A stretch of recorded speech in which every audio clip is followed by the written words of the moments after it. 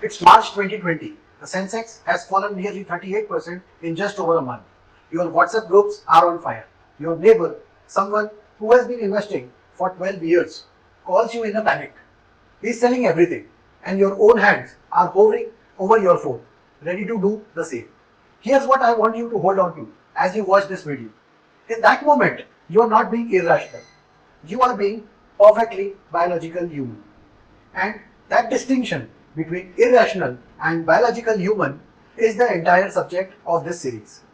The first article and this first module is about one foundational idea.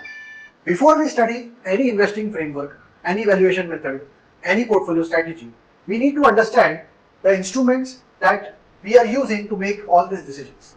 That instrument is the human brain, and it has a serious design problem, at least when it comes to financial markets. Here's a number that changes everything. The human brain is approximately 200,000 years old. The Bombay Stock Exchange was founded in 1875. That's 150 years ago. Your brain evolved to solve the problems of African savanna. Find food, avoid predators, stay with your tribe. It is extraordinarily good at all of those things. But here's the problem. When you open a trading app and watch your portfolio turn red, your brain doesn't see a market movement. It sees a predator and it responds accordingly. This mismatch between an ancient brain and a modern financial market is the single most underestimated factor in investing. No amount of financial literacy fully protects you from it unless you understand it first. That's why this is article 1. Everything else builds on this. Let me take you back 40,000 years. You walk through a forest. You hear a rustle in the bushes. Do you stop and think, what's the probability that this is a predator versus a bird? Let me weigh the base rates and assess the expected value of running versus staying? Of course not. You run immediately. Because the one time your ancestors stopped to analyze, they became dinner. That snap reaction saved lives for hundreds of thousands of years. And to make it work, your brain developed a brilliant early warning system. A small almond-shaped cluster of neurons deep inside the brain called the amygdala. The amygdala detects threat and triggers a response in milliseconds, before your mind has even registered what's happening. Now, fast forward to today. Your portfolio turns red. You see a headline. Sensex crashes 2,000 points. That same ancient alarm goes off. Your amygdala does not know the difference between a lion and a falling Nifty. It just knows one thing. Danger. Escape now. Here is the detail that you should permanently change how you think about your own decisions. The amygdala receives danger signals and reacts 12 milliseconds faster than your thinking brain. 12 milliseconds. That means by the time you have registered what the words actually say, your body already received the alarm. Cortisol and adrenaline are already flooding your system. Your hands may literally be shaking and your finger is already hovering above the redeem button.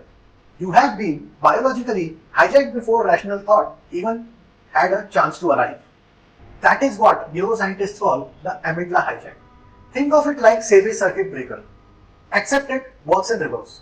Instead of halting panic, it causes it. And here's the part that makes this even harder to manage.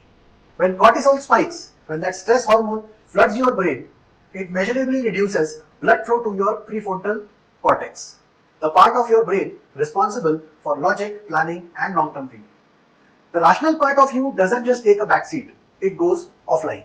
Think of your brain as having two drivers. The first is the amygdala, your lizard brain. Fast, emotional, wired entirely for survival. In a market crisis, its command is always the same. Sell, flee, and get out. The second is the prefrontal cortex, your CEO brain. Slower, analytical, capable of asking, wait, is this actually as dangerous as it feels? What does history say about recoveries? What was my plan when I started investing? Here's the problem. When cortisol spikes, the CEO goes offline. The lizard takes the wheel. And when the lizard is driving, there is only one destination, panic. Let's make this concrete. Not in brain science, in rupees. March 2020, the Sensex falls from 42,000 to 26,000 in 6 weeks. An investor with 20 lakh rupees in a diversified equity fund watches it shrink to roughly 12.5 lakh rupees. A notional loss of 7.5 lakh. Now, research in behavioural consistently shows that the pain of a loss feels roughly twice as powerful as the pleasure of an equivalent gain. So that 7.5 lakh loss doesn't feel like losing 7.5 lakh. It feels like losing 15. Many investors sold. They locked in their loss at 12 or 13 lakh. What did the Sensex do next? By December 2020, 9 months later, it had already crossed its pre-COVID high. By 2021, it was near 60,000. The investor who stayed invested with 20 lakh saw it grow to roughly 28 to 30 lakhs.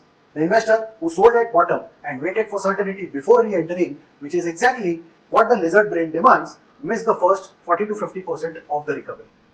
The market didn't take that money. The amygdala handed it over willingly in exchange for the feeling of safety. And this isn't one time event. Look at the pattern across Indian market history. Every single time, the pattern is identical. Crisis arrival, the lizard takes the wheel, investors sell, the market recovers, the exit pays a permanent price. The ones who let the result drive lost, the ones who held the steering wheel won. Now, knowing about the lizard brain doesn't switch it off. You can't silence the amygdala, and you shouldn't try. It exists for good reasons. What you can do is build systems that give you prefrontal cortex a fighting chance. Here are 4 practical rules to do exactly that. 1. Automate your SIP and forget it exists. An SIP running on auto debit bypasses the emotional decision entirely. When markets crash, it quietly buys more units at lower prices without asking your permission. You don't have to be brave. The system is brave for you. Rule number 2. Check your portfolio less often. Every time you open your portfolio app and see red, you give the lizard a fresh trigger.